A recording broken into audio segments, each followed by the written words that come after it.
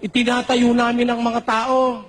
Pinababango namin mula sa bisyo. Tinuturuan namin magbago, magmahalan, umibig. Bakit? Bakit? Kasi hindi naman lahat ng tao tatahanan ng Diyos. Marunong din maglayas ang Diyos, no? Kala mo? Kahit nasa iyo, pag tarantado ka, lalayas siya sa iyo. Tingnan ha?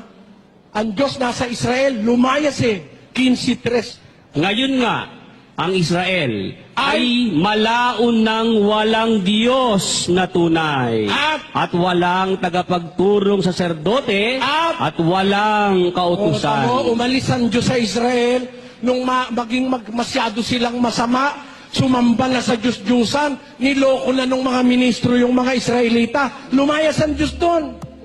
Kaya masusumpungan mo ang Diyos sa'yo, kailangan lang, magpakabuti ka, mararamdaman mo sa iyo ang Diyos. Nararamdaman yan Lalo na kung nakakaramdam ka ng pag-ibig sa kapwa. Ang Diyos, 4:8. Unang Juan. Ang hindi umiibig ay hindi nakakilala sa Diyos, sapagkat ang Diyos ay pag-ibig. 16. At ating nakilala at ating sinampalatayanan ang pag-ibig ng Diyos sa atin. Ang Diyos ay pag-ibig.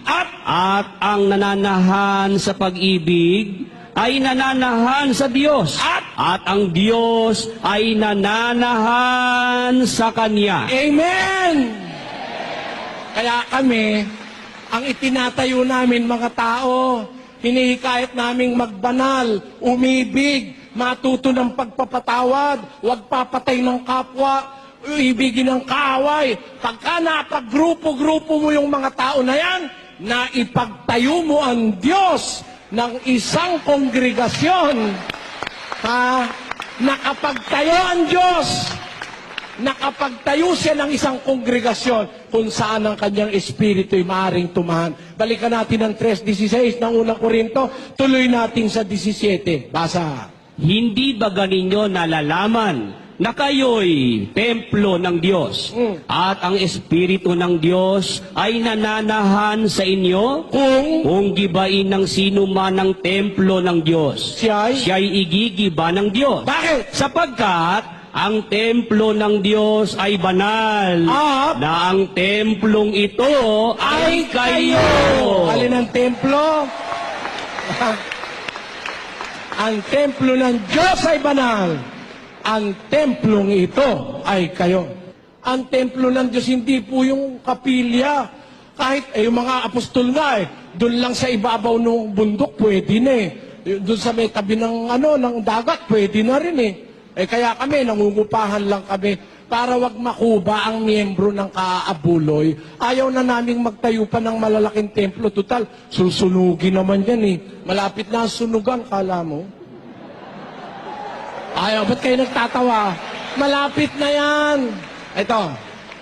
Uulan mula sa langit, ulat apoy na masakit, sa lupa'y halos tumakip, susunog man papasakit sa mga taong bulisik. Nasa pasyon yan Hindi nyo masasabing nanloloko ko, nasa pasyon yan. Kung Katoliko kayo, alam nyo yan. Bakay, maraming Katoliko, di alam yan Alam lang nila yan pag mahal na araw.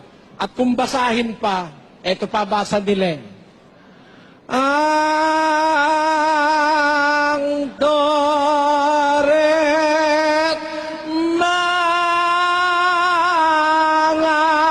palasyo.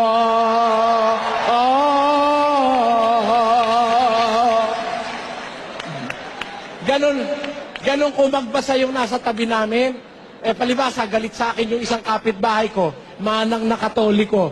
Kasi siya yata manugang ng pari galit sa akin. Sa akin itatapat yung trompa pag mahal na araw. Kahit ako makatulog.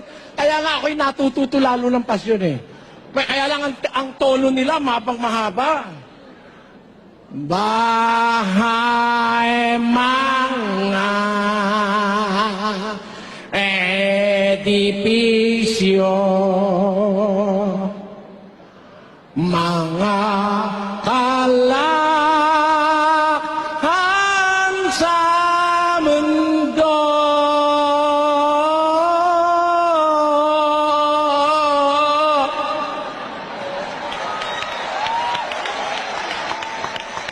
Ano raw mangyayari? Walang pagsalang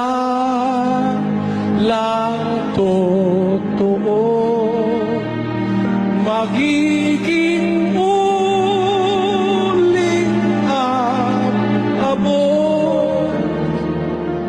Lahat natin minamahal dito sa lupang ibabaw, nasa hangin di pahipan.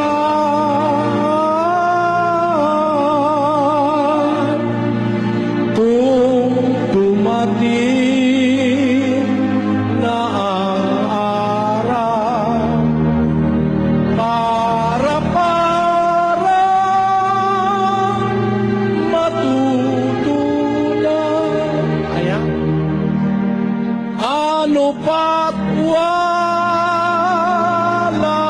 titira? Ay tao yaman at palana, mawawalan para-para.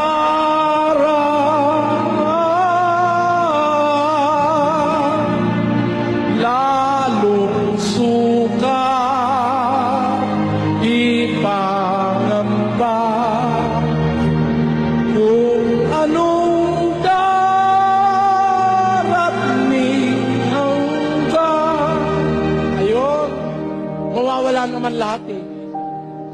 Lalo na ngayon, malapit na. Malapit na ang sunugan, kala nyo.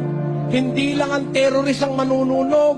Magpapaulan ng Diyos ng apoy para parusahan ang mundong ito na wala nang ginawa kundi puro kasakiman, puro pansarili, puro sugal, puro drug, puro alak, puro babae, puro bisyo. Nakalimutan ng marami ang Diyos at ang paggawa ng kanyang kalooban.